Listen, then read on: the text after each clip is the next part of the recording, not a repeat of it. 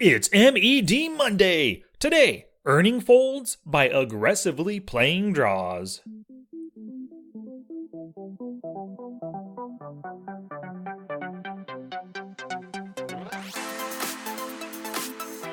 Everybody studies on Monday, so welcome to the 35th Minimum Effective Dose Monday episode.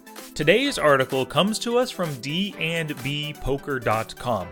That's right, D&B, they publish some of your favorite books, including The Myth of Poker Talent by Alex Fitzgerald and Peak Poker Performance by Dr. Tricia Cardner.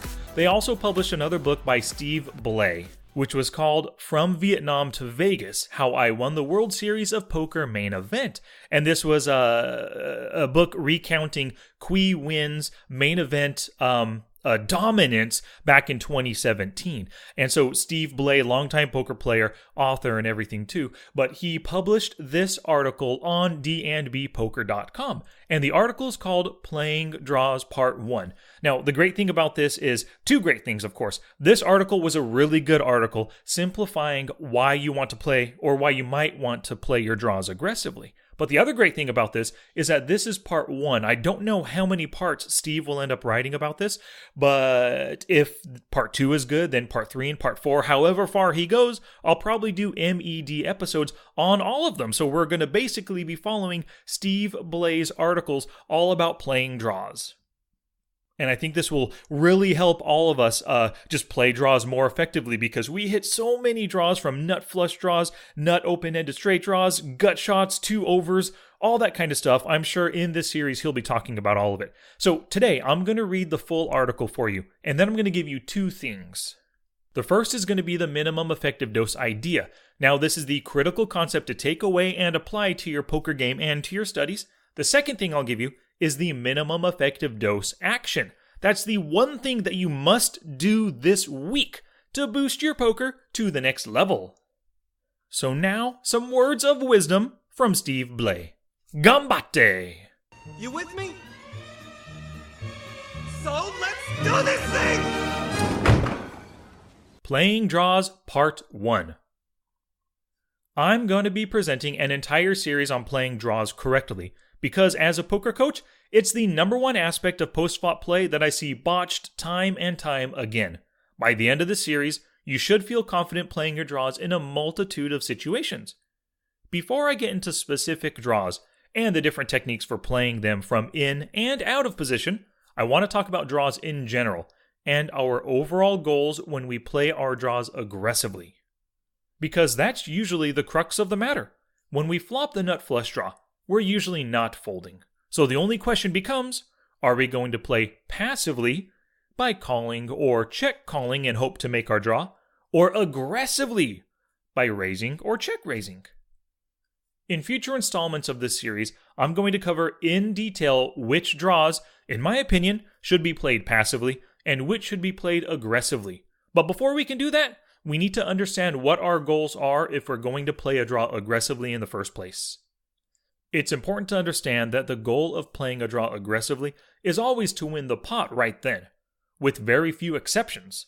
Advanced players will sometimes be thinking ahead to future streets, and they need some draws in their range on the turn to keep their range balanced. Balancing a betting range over multiple streets is beyond the scope of this document. Putting that aside, I'm sticking with this principle. Draws are always happiest when the hand ends right then. You might still object to the statement, but what if I have a straight flush draw? I'm usually a favorite to win. Why would I want to end the hand? Let me reply to that by asking you a question back. Suppose your straight flush draw is a 60% favorite to win against your opponent's hand. Would you rather win the pot 60% of the time or 100% of the time? You're always better off when your opponent folds. If you're still not convinced, let's look at an example. You hold the 10 of clubs, 7 of clubs in a tournament, and the flop is 9 of clubs, 8 of clubs, 2 of hearts, giving you a straight flush draw and an overcard. Your opponent is holding ace of hearts, 9 of hearts for top pair and a backdoor flush draw. Using the advanced poker training odds tool, we can see that with 18 outs to beat him, you're a 60% favorite to win. Now, suppose there are 10,000 chips in the pot. You also have 10,000 left in your stack, and you bet all in. Do you want your opponent to call or fold? Remember, you're a 60% favorite. The answer is you'd rather he fold. When he folds, you win the entire 10,000 in the pot, unopposed. When he calls, the pot will be 30,000 chips, and you'll win 60% of the time. That yields you 18,000 in the long run, but you spent 10,000 to get it. So you only net 8,000 chips, as opposed to 10,000 when he folded.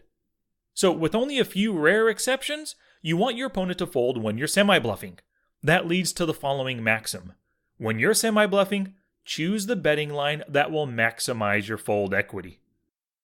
To put it another way, when you're semi-bluffing, take the course of action that will allow you to make the all-in bet.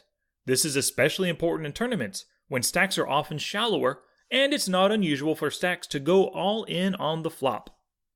I cover this subject in some detail starting on page 54 of my book with Quy Nguyen, From Vietnam to Vegas. This is the best book you'll ever read on aggressive tournament play.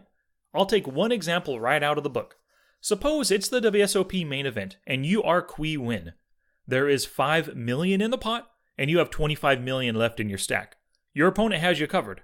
You are on a monster draw, and you're out of position against the pre-flop raiser. How do you play? Here are 3 possibilities. Strategy number 1, which is incorrect. You bet 5 million. Your opponent raises to 15 million. You go all in for 25 million. Unfortunately, your all-in is not big enough, and your opponent is compelled to call with almost all of his hands due to the pot odds being offered. An incorrect strategy number 2. You decide to go for a check raise. Your opponent bets 4 million. You check raise to 12 million. Now your opponent may call or re-raise all in. Neither result is ideal for you. And now the correct strategy number 3. You bet 2.5 million, half the pot. Your opponent raises to 7.5 million. You go all in for 25 million. Now your opponent has a difficult decision facing such a large bet and will fold all but his strongest hands. All other things being equal, strategy number 3, the one that maximizes your fold equity, is going to be the most profitable play. But again, keep in mind that this is assuming you want to play this draw aggressively in the first place. Some draws are meant to be played that way. Some are meant to be played more passively. In the next installment of this series, we'll talk in detail about how you can tell them apart. Stay tuned. I swear I've seen a lot of stuff in my life, but that was awesome. But sorry about your car, man. Absolutely, I'm going to stay tuned. I really like how this article just hit upon a very simple topic. When you're playing your draws aggressively, the goal is not to build the pot. It's not to try to get it all in with your 60% favorite hand or your nut flush draw with 2 overcards, like the ace king of hearts on a 2 hearts board, right? No, that's not the goal. When you get aggressive, the goal is to push the opponent off the pot and take it down right now. Alrighty, so here it is, the MED idea. The goal of playing a draw aggressively, which is called semi-bluffing, is to win the pot then and there. Choose the line and bet sizings that will accomplish this. And here's the MED action. In your next 2 play sessions, when you flop a draw, ask yourself, can I take this pot down now by playing it aggressively?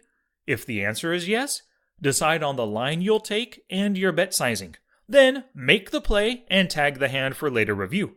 If the answer is no, then tag the hand so that in your next study session, you can analyze it to see if you can find a way to earn that fold.